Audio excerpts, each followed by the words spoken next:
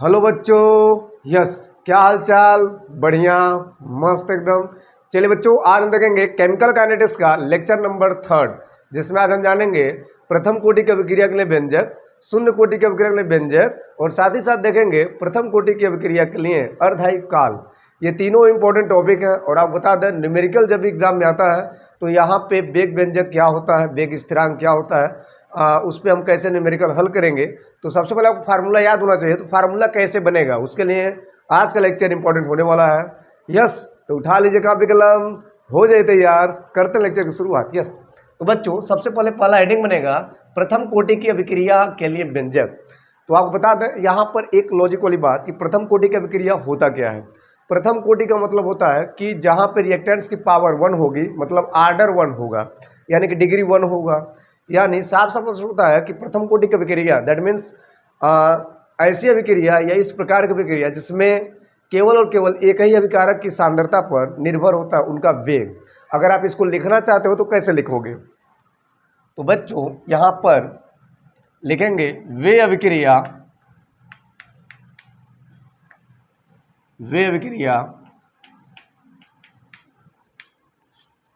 जिनका वेग एक अभिकारक की सांद्रता पर निर्भर करता है, जिनका वेग एक अभिकारक की सांद्रता पर निर्भर करती है या करता है, निर्भर करती है। प्रथम कोटि की अभिक्रिया कहलाती है। क्लियर है? आज तो यहाँ पे सिंपली क्या देखें कि यहाँ पे परिभाषा भी बन गया। प्रथम कोटि की अभिक्रिया के लिए व्यंजक चाहिए, बट यहाँ पे प्रथम कोटि की अभिक्रिया होता क्या है, किसे कहते हैं? तो वे अभिक्रिया एक प्रकार की अभिक्रिया होता है जिनका वेग यानी कि वेलोसिटी यानी कि दर यानी कि स्पीड अभिकारक की सांद्रता पर निर्भर करती है। एक अभिकारक की सांद्रता पर। तो जब एक होगा तो प्रथम होगा, ठीक है। जब बिल्कुल नहीं होगा तो जीरो होगा, दो होगा तो दो अभिकारक होगा तो यहाँ पे द्वितीय कोटि की अभिक्रिया बोलेंगे। तो ऐसे ही आपको बताया था, जैसे जैसे n का मान दैट मीन्स n का मान जैसे जैसे बढ़ेगा वैसे अभिक्रिया कोटि भी बढ़ती जाएगी, ठीक है। तो डिपेंडेंट होता है एक आर्डर ऑफ द रिएक्शन कि n का मान क्या प्राप्त हो रहा है, दैट मीन्स अभिकारक की सांद्रता का मान कितना प्राप्त हो रहा है, ठीक। तो यहाँ पर सबसे पहले इसको समझने के लिए या इस व्यंजक को लाने के लिए आपको क्या करना पड़ेगा, यहाँ पर वाट माना एक अभिक्रिया, माना एक अभिक्रिया दैट मीन्स कुछ ऐसा वाट आर से पी बन रहा है। आर से क्या बन रहा है? पी बन रहा है। रिएक्टेंट से क्या बन रहा है? प्रोडक्ट बन रहा है। अच्छा, तो सपोज यहाँ पर ये माना गया कि प्रारंभ में इसकी जो मात्रा रिएक्टेंट्स की वो ए है, और सपोज यहाँ प्रोडक्ट क्या बना? जीरो, कुछ भी नहीं बना। लेकिन टी समय बाद यह देखा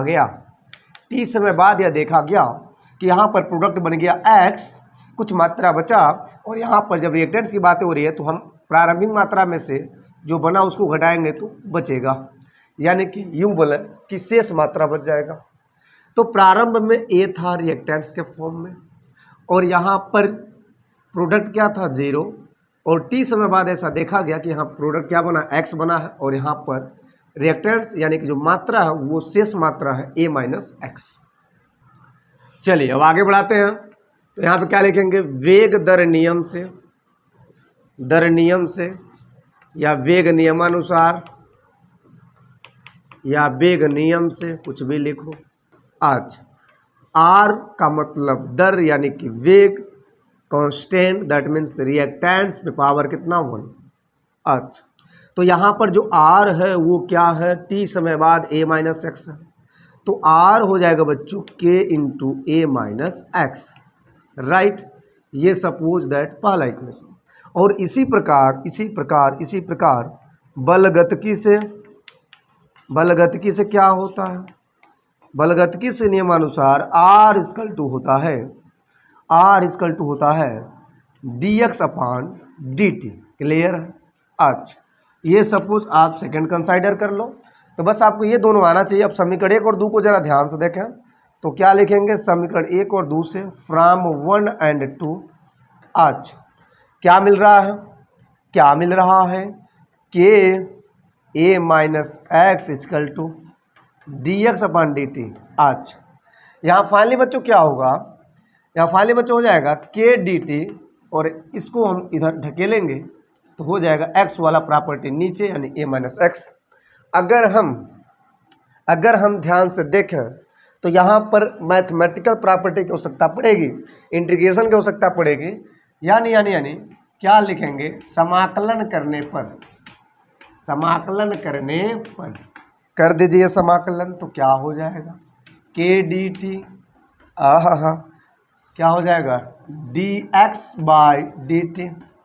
चलिए सॉरी यहाँ पर D x by A minus x. Clear. आज तो यहाँ पर हो जाएगा बच्चों के टी प्लस से स्कल टू हो जाएगा वाट राइट हियर, यहाँ पर हो जाएगा log A log x by A minus x. क्या हो जाएगा log e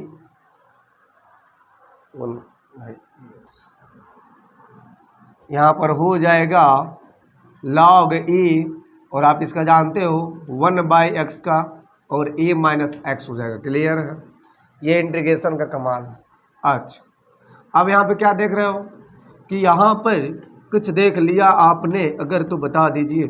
यहाँ पर हो जाएगा a माइनस एक्स अगर ऊपर ले जाए तो हो जाएगा माइनस का log e वाट a माइनस एक्स। विचार करें, जरा गौर करें। सपोज दैट अगर हम इसको मान लेते हैं तीसरा वाला, तो यहाँ पर आप एक चीज़ लिखिएगा, चूँकि प्रारंभ में ये देखा गया है कि जो t है, प्रारंभ में t क्या है, t है 0। अच्छा प्रारंभ में t क्या है 0 और मात्रा क्या बना है x, यानी कि x का मान भी क्या है 0। इसको अगर इसके हिसाब से देखा जाएगा बच्चों तो इसका मान इसमें भरेंगे तो ये पूरा हो जाएगा 0 plus c equal to minus log e और a माइनस एक्स का मान 0 तो कुछ नहीं हुआ, c इक्वल टू हो गया माइनस log e वाट a। क्लियर है। अच्छा पुनः इसी समान को, इसी प्रोडक्ट को, इसी सी के वैल्यू को उठा करके इसमें भरेंगे तो क्या होगा सी के मान को किस में रखने पर, समीकरण 3 में रखने पर। अच्छा क्या होने वाला है के टी प्लस सी का मान यानी कि माइनस हो जाएगा तो minus log e a equal to, इधर देख लें माइनस का log e a minus x. काम आगे बढ़ाते हैं सर। अच्छा क्या होने वाला जरा विचार करें, जरा गौर करें। के टी माइनस log ई, ये log वाला एक पास करते हैं तो बहुत ज़बरदस्त होने वाला है कुछ काम, जरा बता दो कुछ इंतजाम। यस क्या होगा तो यहाँ पर बच्चों लिख सकते हैं के टी इक्वल टू हो जाएगा log e A and what minus log E that means a minus x. Clear है। आपको एक बातें याद कराते हैं, आप बहुत पहले log वाला प्रॉपर्टी पढ़ चुके हैं कि अगर log क्या दिया हो, अगर log x माइनस वाई दिया हो, log x minus log y दिया हो तो इसका रिजल्ट होता है log x बटा वाई। ये बात आप नोट कर लेंगे। अच्छा तो log x minus log y तो रिजल्ट क्या मिलेगा K T equal to log e a by A minus x. जबरदस्त बात। अच्छा जी अब यहाँ पे log को कन्वर्ट करेंगे तो log ई को कन्वर्ट करेंगे तो यहाँ पे लिख लेंगे log ई एक्स का फॉर्मेट होता है log बेस 10 किसके फॉर्म में, log ई अगर इसको कन्वर्ट करेंगे तो हो जाएगा 2.303 log बेस 10, ठीक है। अच्छा, तो यहाँ पे क्या हो जाएगा, KT equal to 2.303 log base 10 a बटा a माइनस एक्स। क्लियर है। अच्छा, अगर हम यहाँ पे ध्यान से देखें तो हमको लाना क्या है, हमको लाना है वेग व्यंजक। वेग का मतलब होता है वेग स्थिरांक, ठीक है। प्रथम कोटि की अभिक्रिया के लिए व्यंजक जो होता है वो वेग स्थिरांक का फॉर्म होता है। तो यहाँ पे k निकालना है फाइनली, और t पक्षांतर है तो t नीचे आ जाएगा, तो 2.303 हो जाएगा बाई t, और यहाँ पे लिखेंगे log बेस 10 a बटा a माइनस एक्स। यही तो है भैया, यही है आपका वेग स्थिरांक प्रथम कोटि की अभिक्रिया के लिए। और आपको यही याद करना पड़ेगा, यही समझना पड़ेगा। जब आपको न्यूमेरिकल सताएगा, एग्जाम में रुलाएगा और यह नहीं याद रहेगा तो बिल्कुल रुलाएगा। यानी कहने मतलब यह है कि न्यूमेरिकल करने के लिए बहुत ज़्यादा इंपॉर्टेंट होने वाला है ये प्रथम कोटि की अभिक्रिया के लिए। अच्छा, यहाँ पे कुछ बातें हैं, कुछ टर्म है। वेयर के जो होता है दर स्थिरांक होता है, दर स्थिरांक होता है, दर स्थिरांक। टी क्या है, टी है समय। अच्छा, ए क्या है, प्रारंभिक मात्रा, प्रारंभिक मात्रा, प्रारंभिक सांद्रता। ए एक्स है अभिकृत मात्रा, अभिकृत मात्रा, अभिकृत मात्रा। और ए माइनस एक्स है बाबू शेष मात्रा। क्लियर है। आज इतनी बातें नोट कर लेंगे। ओके, हो गया। ये है प्रथम कोटि की अभिक्रिया के लिए वेग व्यंजक। नोट करें फटाफट, आगे बढ़ते हैं। यस, देखते हैं अर्धआयुकाल क्या होता है प्रथम कोटि के लिए। यहां तक नोट करें, स्क्रीनशॉट लें।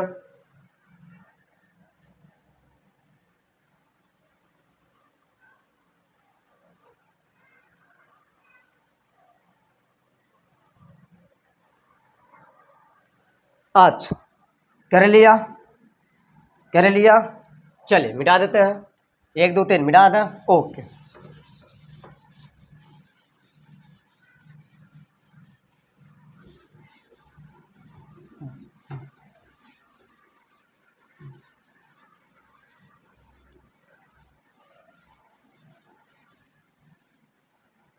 चलिए तो हेडिंग लगाएंगे प्यारा प्यारा, जिसका नाम होगा अर्ध आयुकाल। ठीक है, क्या होगा, अर्ध आयुकाल, आधा समय। अच्छा, हाफ ईयर, दैट मीन्स ये रहेगा प्रथम कोटि के लिए, प्रथम कोटि के लिए, प्रथम कोटि के लिए। ओके, तो इसमें अर्ध आयुकाल किसे कहते हैं, अभिक्रिया की मात्रा आधी रह जाती है, वह समय जब अभिकारक की आधी मात्रा अभिकृत हो जाती है। क्या लिखेंगे, अगर लिखना चाहें तो क्या लिखेंगे, वह समय जब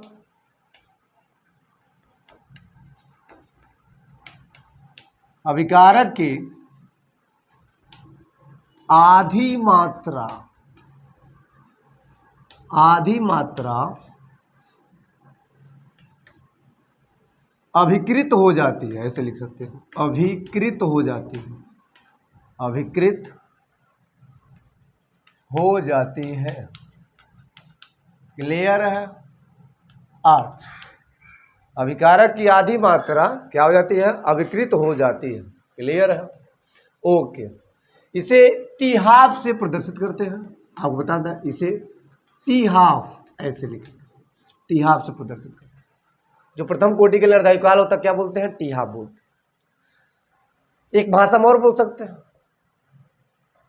या तो अभिकारक की आधी मात्रा अभिकृत हो जाती है, या तो अभिकारक की आधी मात्रा बच जाती है, शेष रह जाती है, या अभिकारक के आधी मात्रा शेष रह जाती है, शेष रह जाती है। ये भी बोल सकते हैं, दोनों बोल सकते हैं, कोई दिक्कत नहीं है। ठीक है, ओके।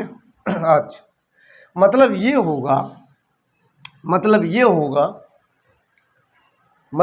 होगा कि जो टी है वो क्या हो गया, टी हाफ हो गया। ओके, और जो प्रारंभिक मात्रा है, सपोज दैट प्रारंभिक मात्रा जो ए है उसको क्या माना, ए माना। ओके, टी समय बाद, हेलो, टी समय बाद मात्रा क्या हुआ, एक्स हुआ, दैट मीन्स आधा बचा, यानी कि ए बाई टू, और जो शेष मात्रा होगा वो क्या होगा, तो शेष मात्रा बच्चों बच जाएगा ए माइनस एक्स, दैट मीन्स ए का वैल्यू ए है और एक्स का वैल्यू है ए बाई टू। विचार करेंगे, प्रारंभिक मात्रा को ए मान लिया, टी समय बाद जो एक्स होगा दैट मीन्स अभिक्रियत मात्रा, तो टी समय बाद क्या हो रहा है, अभिक्रिया हो रही है, अभिक्रिया हो रही है तो आधी मात्रा बच जा रही है, यानी प्रारंभिक मात्रा में से आधी मात्रा बच जा रही है, ए बाई टू बच जा रहा है। तो जो शेष मात्रा होगा क्या होगा, ए माइनस एक्स होगा, that means a minus a by two हो। अब विचार करते हैं कि two a minus a, that means a by two final result हो जाएगा। ओके, अब एक काम करेंगे, ये प्रथम कोटि के लिए है तो आप एक काम कर लो, यहाँ पे लिख लो, कुछ इंतजाम कर लो। प्रथम कोटि के लिए क्या देखे थे, प्रथम कोटि के लिए जो वेग व्यंजक था what right here K equal to 2.303 by T and what log base 10 के फॉर्म में A by A minus X, right. कुछ नहीं करना, हो गया।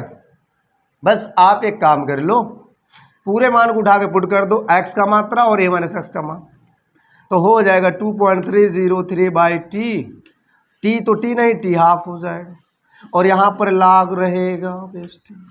ए का मान कितना होगा, ए होगा, लेकिन ए माइनस एक्स का मान है ए बाई टू। विचार करें, ए से कैंसिल हो जाएगा, केवल log 2 बच जाएगा, तो बच्चों यहाँ हो जाएगा 2.303 और log 2 log बेस 10 यानी कि 2 log 2 का वैल्यू आपको याद होगा, यहाँ टी हाफ हो जाएगा के फॉर्म। log 2 का वैल्यू आपको याद होगा क्या होता है, के इक्वल टू हो जाएगा 2.303, log 2 का वैल्यू होता है 0.3010 बाई टी हाफ। ओके, अब इसका मल्टीप्लाइड करेंगे तो क्या रिजल्ट मिलेगा, इसका मल्टीप्लाइड करें तो हो जाएगा 0.693 बाई टी हाफ। ओके, अब यहाँ पे आपको निकालना कि अर्धायुकाल, दैट मीन्स टी हाफ निकालना, तो टी हाफ इधर कर देंगे और ये हो जाएगा 0.693 बाई के, दैट मीन्स ये है आपका रिजल्ट, ये है अर्धायुकाल। हो गया, क्लियर है, ओके, क्लियर है, ओके, नोट करें, स्क्रीनशॉट लें। यस, अब हम बात करते हैं कि शून्य कोटि की अभिक्रिया के लिए वेग व्यंजक क्या होगा, यानी कि वेग स्थिरांक क्या होने वाला है। क्लियर, यस, आगे बढ़ते हैं।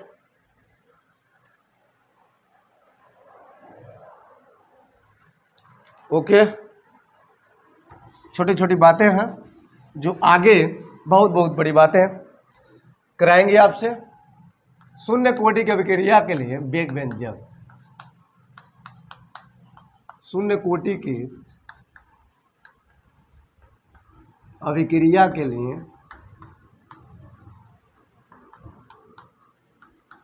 व्यंजक की बात है आज। ये क्या होता है, जिसमें वो अभिक्रिया जिसमें अभिकार वेग जिसकी दर अभिकारकों की सांद्रता पर निर्भर नहीं करते हैं, ये क्या होता है जरा विचार करें। वे अभिक्रिया जिसमें अभिक्रिया की दर क्या अभिकारकों के